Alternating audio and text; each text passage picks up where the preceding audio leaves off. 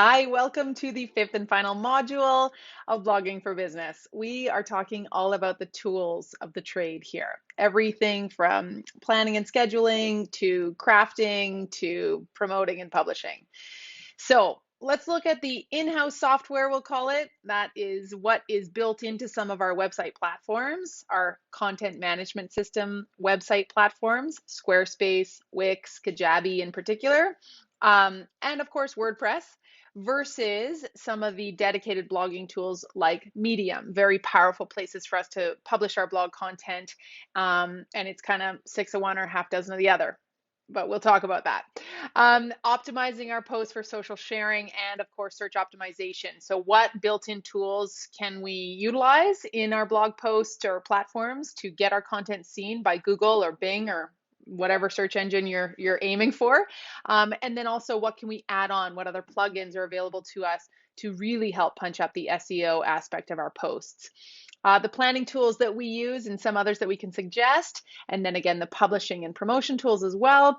Measuring, what is the best place to go to measure your blog's performance and create some goals to work towards and benchmark as you go, and then road mapping that beautiful, successful blogging year ahead or quarter, whatever your time frame is. So let's start off with the platforms. And many of these, of course, are familiar or already being used probably by you, but let's take a deeper look. So Medium is the world's largest dedicated blogging platform. The second biggest in my world right now that I'm seeing massive opportunity in, which you'll know if you took our LinkedIn course where I rave and rave about the organic reach and the wild west of LinkedIn, because there are so few content creators on the platform right now and a big growing user base. So LinkedIn articles, wonderful place to cross post or natively post your blog posts. That means just go there and blog on LinkedIn articles and then upload it to your website if you want to as a secondary platform. Or take the same approach on Medium. So Medium, if you're not a fan or you're not familiar, is again, dedicated third-party platform that really rewards content creators for one thing. There's no shortage of articles on Medium about how people are making a living writing on Medium, which is really cool. There's no ads, there's no interruptions. It is a beautiful blog reading or article reading experience. And I love it because I get my weekly digest of suggested articles. I follow certain topics. And of course, there's so many more that I could dive into and have really neat roundups of content that matters to me. It can help me generate content myself for my social feeds or my own blog. I can write and post right here in the platform, which is very cool as well. I'm a subscriber for $5 a month US because I just think that supporting original content and creators is really valuable and worth it to me. But I also love the content. It's got really good stuff. And I love that they tell you how many minutes it's going to take you to read it. The app is great, etc. So your choice. You can write right on Medium or, head straight to your blogging platform like your website. And I know I'm contradicting myself there when I say go right on Medium. The thing is, there are millions of eyeballs on Medium. And if you can generate a following there and send people back to your website or get them following you on Medium, it's the same as getting them following you on LinkedIn or Instagram. It is another place to generate awareness of you and your brand and ideally drive people back to your site. So it's a tough one. You don't necessarily want to post the exact same content on a Medium or a LinkedIn article as you do your blog. That's a bit of an SEO no-no because, long story short, Google doesn't like to think that we are duplicating our content all over the internet. So you may want to switch up the headline or a bit of the copy. For most of us, this isn't going to be a factor. Where this becomes a black mark from an SEO standpoint is if you are creating tens of thousands of blog posts, and especially if you're using the black hat tactic of, posting a bunch of articles to somebody's website that have to do with healthcare or, nutritional supplements, and they've been posted elsewhere on the internet, and they're just designed to be, keyword friendly for search engines. And then, in fact, the opposite happens, and search engines realize that it's just plagiarized mumbo jumbo with lots of keywords stuffed into it, and it doesn't actually help you. But for us, that's probably not going to be a factor that is going to be a black mark on your SEO rankings, and you don't really have to worry about it. Just something to be aware of, however. So you may want to switch up your titles a little bit if you're posting in both places. Now, the best thing, of course, is if we decide that, no, the eyeballs of Medium aren't worth it to me, or I'm going to do that as a secondary cross-promotional place or cross-posting place, but I'm going to really focus on the built-in blogging software in my website tool, namely a Squarespace, a Wix, a Shopify, Kajabi, my absolute favorite all-in-one tool. And yes, we know that these tools or these platforms have really beautiful blogging software. I'm in the back end of Social School's former Squarespace website right now, and easy peasy for me to see my blog index page. This is where we've got our, by the way, our excerpt. So when you see in our blog post planning cards in the blog planner, the excerpt is a special little sentence that's different than your opening paragraph. You've got to make that look good for the simple use of these preview type windows or shortcuts. And we've got our feature image, our headline shows up well. You can make your blog post preview page look like whatever you want it to. There's searchability. Search engines find this as well as your users through search tools. It's great. And we can go in and do all sorts of things as we're writing this content. So I'll just move this up a tiny bit here for you. I can choose tags and categories to help people find my content easier and maybe search just based on that type of content. I can allow comments or not. And, which we'll look at in a minute, I can either publish immediately or I can schedule that content for sometime down the road, or leave it as a draft if I need somebody else to take a peek at it. So no shortage of built-in tools for us there. And we'll get into the SEO options here in a minute. What about over in the old WordPress? Well, WordPress is a little bit different from these more content management system platforms like Shopify and Squarespace, where they're closed source. So what that means is that I like to think of it as there's a building in New York called Squarespace, and it is completely Squarespace's team and technology that builds and manages this platform. Whereas WordPress is an open source platform whereby creators of themes, plugins, widgets, all sorts of beautiful elements that go into your WordPress site are created by people all over the world. It makes it more vulnerable, but it also makes it more open-ended. There's no shortage of things you can do with a WordPress website, but you've got to know what you're doing today more than ever because of those vulnerabilities and conflicting updates between the WordPress platform in general, your website theme, and then the updates inherent in all the plugins and widgets that you've added to your site. So you've got to know what you're doing more than ever, and be prepared to spend on hosting and updates and upkeep. But we know that it's a very powerful blogging platform. Essentially, WordPress is known as a blogging tool. And that's where it really kind of built its reputation, even though there's now millions of WordPress websites on the internet. There are also millions of WordPress blog-only sites. So if I look at the blogging tools within a WordPress dashboard, of course, I've also got all my other tools and capabilities within the WordPress site, but just in the blogging section alone, same thing. I can do so many things in here. This is actually a really rudimentary theme. We had to scale it back for a number of reasons. Our WordPress site wasn't running so well. And so this has become a really simple theme. It's not very pretty, but you can have really gorgeous WordPress themes that make your blogging software look awesome. In essence, though, we're able to add all sorts of elements or so-called content blocks that really make our content and our blog posts shine. So awesome stuff, and we'll get to the SEO capabilities here in a second. And because I skipped over it by accident, here is the back end of Shopify's blog post section. So they would consider this part of their online store or the front end of your Shopify site. You've got a blogging tool. Pretty basic, much like Squarespace or Wix or Kajabi. You can make it visible or hidden whenever you're ready to publish it. Of course, you can add your feature image. You can add different content blocks throughout. Images can be inserted, as can videos, although embedding videos on your website is not the best idea, but links and contents and headers and all sorts of things when you're formatting for that legibility that we were talking about earlier, readability.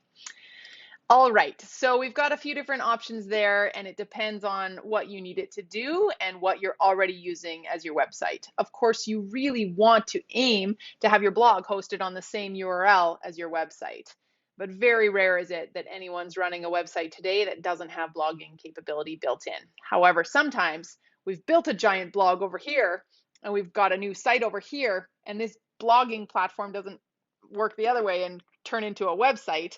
And in a lot of cases, we have to port that blog over with the help of an expert in some cases, so you don't lose all SEO that you've built up, but it can be done, and sometimes a bit of cleanup is necessary.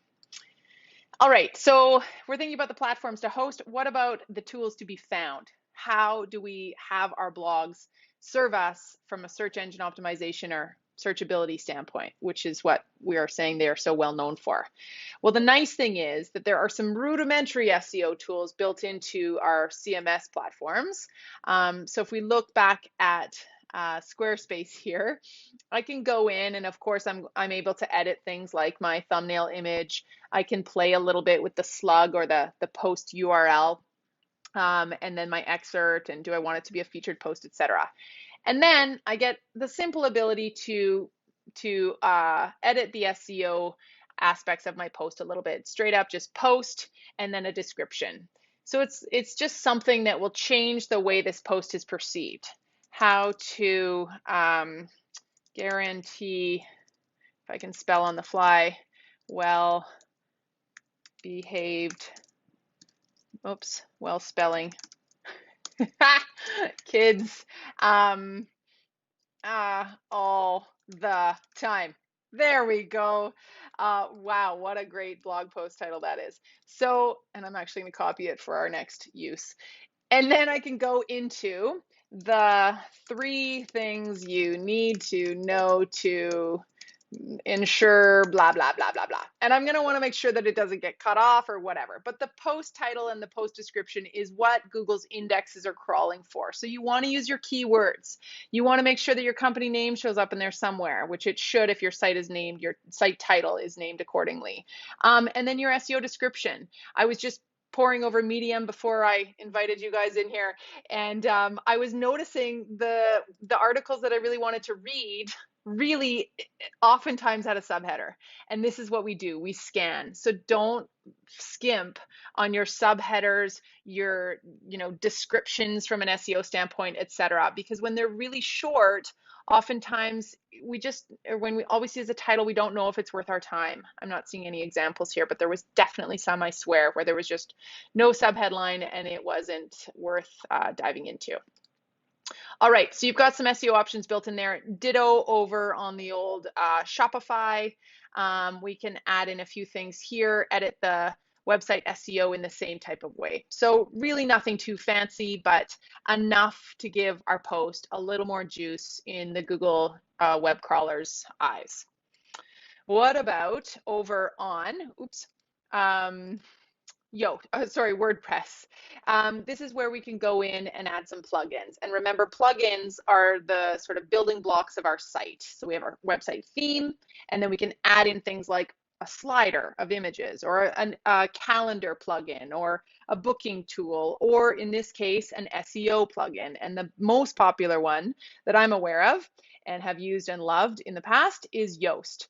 So it's not showing up very fancy here because, again, this is a pretty rudimentary WordPress theme, but it does read our post. If I go into an existing blog post of ours on our old website here, and I can look at the SEO score thanks to Yoast's red, yellow, green lights. And it's going to give me some suggestions, of course. So I can go in right from here and look at the readability analysis. It's going to give me some tips. The SEO analysis, so how it's appearing in Google's eyes, remember, and its web crawler's eyes. I can see the Google preview, so this is kind of cool how it's going to show both on mobile and desktop. So I may want to make some changes there to my opening lines or to my, again, site description, and I can override this if I was to modify the meta description there, which is a great thing to do if you can. kind of like including the excerpt in your preview. And then other things too, if I wanted to go down to the bottom, I believe I can see my SEO or my Yoast options here too. Let me move my face. So I can do it from this standpoint as well. And I love just going through these tabs and seeing this in a really nice kind of way. Likewise, if I don't want this post to be followed, by search crawlers, I can choose that as well. So if I want to hide this from Google, I can go ahead and do that within Yoast. And that would be things like, just like you hide certain pages, your thank you page maybe, or a welcome to new clients, or maybe it's your subscribe page you don't want showing up in SEO kind of search rankings or search results, I should say. Likewise, we can hide certain blog posts if they're not the ones that we really want to be showing up at the top of the heap. Okay, so Yoast, I encourage you to download. Of course, plugins are free unless you want to upgrade and get some more features, but for the most part, you can get a lot of juice out of those free plugins and tools. Okay, next up, planning tools. So what are we thinking about when we are planning our blog? We've talked a lot about what goes into planning a great blog and strategizing for the year or the quarter ahead. But where do we put all these ideas? And this is where I can't say enough, again, about how having a process really matters and makes it happen, but also having a place to dump all your ideas. And this is the idea behind our blog planner, which is available in our tool shop. But it's something that you can, you can utilize this guy or you can create it yourself. I really love this planner because of how many sort of integrations it has. So I'm going to just, again, move myself over there.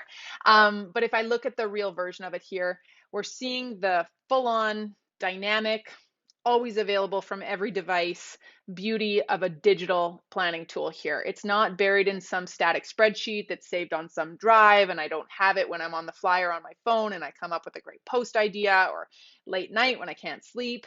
So I can always open up my Trello and dump ideas in here. And if I showed you my version, not the templated version, you would really see what I mean. I'm constantly trying to brainstorm and strategize where that post might fit into the mix, knowing that it's way more than a post. It's actually my keystone content. So it's an entire weekly theme that I tie back to an offering or a launch or some kind of other revenue generating activity. So you're going to have lots of information in here and basically instructions as to what to do. You're going to edit your content pillars as you go so that you can tag all of your posts accordingly, with plenty of instructions on how to do that. We walk you through what all the power-ups are in Trello that allow you to have buttons and custom fields. We've set them all up for you in advance on this thing, but this also describes what to do and how to make them work for you really well. You can add due dates, of course, to each of your blog post ideas, which is smart to do once you get going. And then, of course, we include all the instructions on how to create those 13 ideas for each of your 4 pillars. So what are our pillars? Well, right here is where you're going to put them. I can utilize this guy. Actually, I'll start from scratch. I'm just going to delete this guy and start over. So I open up my blog post template card. And this is where we have, remember I mentioned that you can use the workbook example of how to outline your blog post: title, subheader, call to action, 3 main points, any kind of outside resources needed, etc. Well, that's all also right here. So you could literally write your post right in here if you wanted to.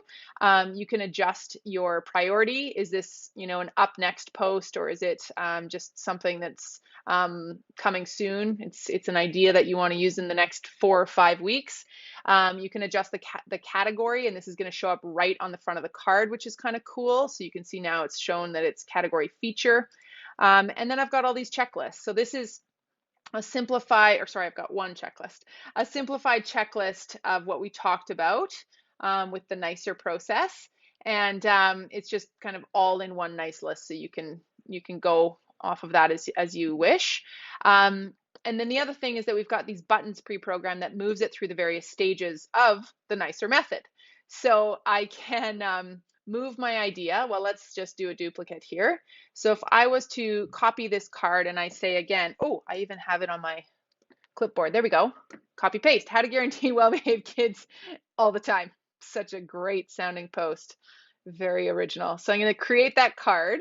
I don't actually want it to be in this list though. So I'm going to move it into pillar number 1, which happens to be parenting, because that's what I do. And that's my first quarter focus. And then I go from parenting into, oh, I don't know, God, birth control? No, I'm not sure.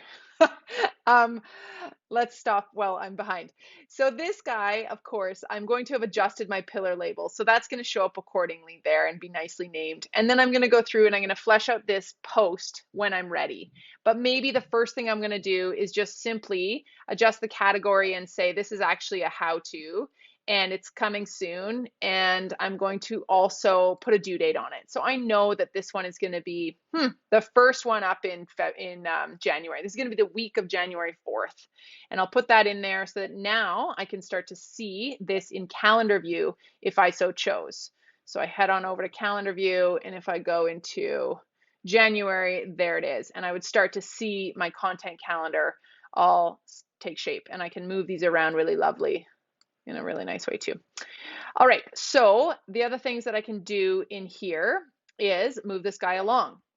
So these are our brainstorm section, and then you can see that we move into stage B, draft, stage C, edit, stage D, imagery, publish, promote, and complete.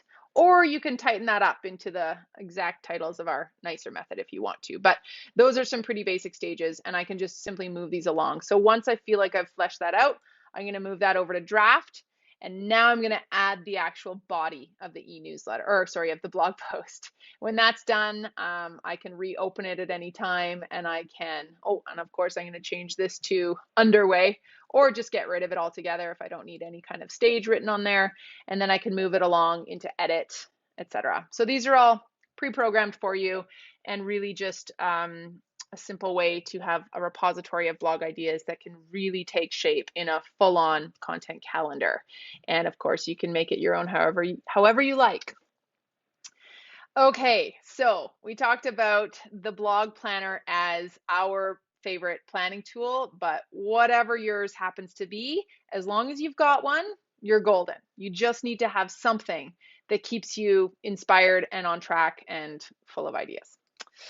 Next up, publishing tools. So we've strategized and planned and drafted, and now we've got to publish these puppies.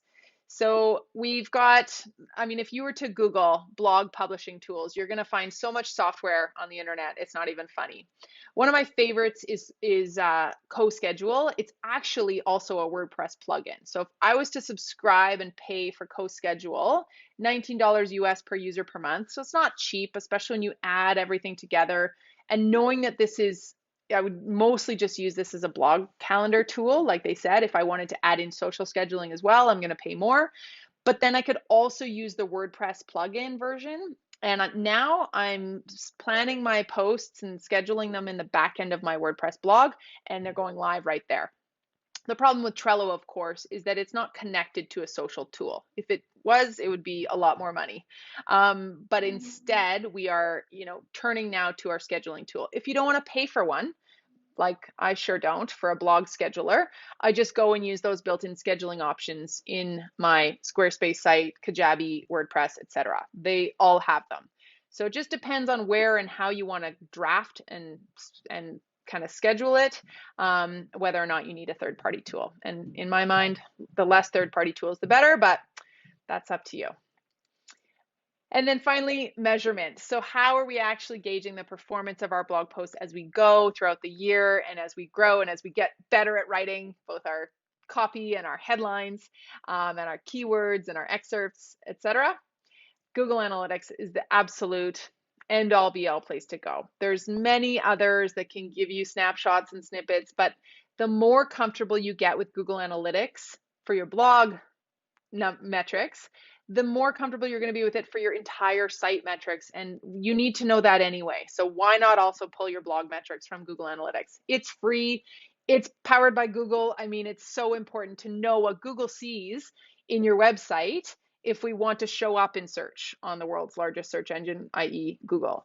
So I really like to use Google tools wherever I possibly can for that very reason. So we have a Google Analytics course for a reason. because so many of us are only using it to see our page traffic or site traffic and maybe a little bit about like how long they stay for. There's so much in here that is really dead easy to figure out and use and actually becomes quite fun. And I'm not a numbers person at all, but I can't help but love logging in and seeing changes, seeing our user journey and the flow they take throughout the site, seeing the audience stats. So who are they and where are they coming from? Acquisition, what's driving them to our site? What is our biggest traffic channel? Is it social? Is it our paid ad campaigns? Is it our blog? Is it, other referral sites? What is it that is paying off the most for us? And then even more so, creating goals with those acquisitions to show how much revenue we generated literally because we've connected it to a checkout link or a thank you page or a post-purchase URL to track how much money that, not just even our blog, that particular blog post drove to our business. It's insanely powerful. And I tell you, if you can figure this stuff out, you are the most important person in the room in your company or even just in your own solo ship. Behavior. What are they doing when they arrive? This is what we want to know about our blog content. So if I head on into behavior in particular, I'm not going to go into specific site. Oh, yes, I am. I'm going into site content, but I'm not going into one page blog. No, I want to go even deeper. So I'm going to go into content drill down here, and I'm going to be able to see some of my key pages on my site, namely blog. And I've purposely created this to be a 90-day window, Q1 2020 I went back to. And I can see what type of overall page views, time on page, bounce rates, etc. we had on our blog posts one by one in that time frame. And I absolutely know, remember, I've got to go past the bot, we'll call it, or the analytics of this tool and use my brain and my own objective ideas as to why this post or that post performed the way it did. And I know that our COVID-19 Success Fund post did really well because we sent it to media. Well, not the blog post, but the initiative. We created press releases. We were doing a huge scholarship and giveaway. And yeah, it drove a lot of views in that window and continued to, because then, just like a good piece of Instagram content, the algorithms of the search engines catch on to it and they serve it up more often. If something is a terrible piece of content, and this is the reason that we focus on quality over quantity, Google's never going to find it and serve it up to anyone searching for any of those keywords because it's so far down the list and not trafficked. So you've got to get it seen. And this is where the promotion and the cross posting and the repurposing of content is the very important final piece of the puzzle. It's kind of like that line, if a tree falls in the forest. If nobody sees or reads your blog content, does it even matter? Content that is not seen and heard has zero economic value. So we've really got to keep that in mind. And case in point, when you do your job and you promote it and share it and put the word out about a certain post, it will get seen. And you iterate it, you learn from it. And that's that R piece of our nicer method, reach and return. So what is it that you did to, of course, generate more reach on a certain post, but also what can you do and learn from that to do more of next time and start incorporating it into your weekly or monthly process. All right, so a few final notes here. Remember, good writing, and honestly, that's what people love. We love a quality formed argument or article or something that serves us. And even if you're only really good at talking about pineapple recipes, make them worth my time, make them worthwhile, and serve them up to the people that want those recipes because you're literally answering those questions. Use a tool that helps you understand what those search queries are. And Google Keyword Planner is fantastic for that. There's another one we talk about in our SEO classes called answerthepublic.com. Type in your industry, massage therapy, pineapple baker, and you will see what people are searching for. How do recipes, like when, why, all these search queries that people use in that subject matter. And you can literally write a blog post that has that in the title. How to make pineapple soup, whatever it is. Commit to a process, Cement it in your calendar. And I say cement because this is the key. If you say you're going to write blog posts every first week of the month and you're going to do 4 at a time, don't let that date sneak out of your calendar for something more pressing like email. Don't do it. It is important, and you will see returns if you commit to a process. Don't let anything derail that. The results will speak for themselves, but they don't appear overnight. And search engine optimization of those blog posts takes a long time too. Give it 6 months and you're going to start to see those posts get trafficked, but it's not going to happen immediately. I love to say that if you only even created 12 blog posts in the 12 months ahead, it's probably 12 more than last year. So it doesn't have to be weekly. That's just a suggestion. Aim for what is sustainable and that you feel good about, and then add on. Do not go in guns blazing and then burn out on it and disappear. I swear I've never done that before.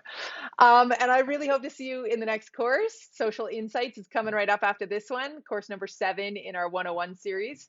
But I also really hope to see you online, and I can't wait to read your beautifully compelling, eye-catching blog. And I wish you the very best of luck. Thanks.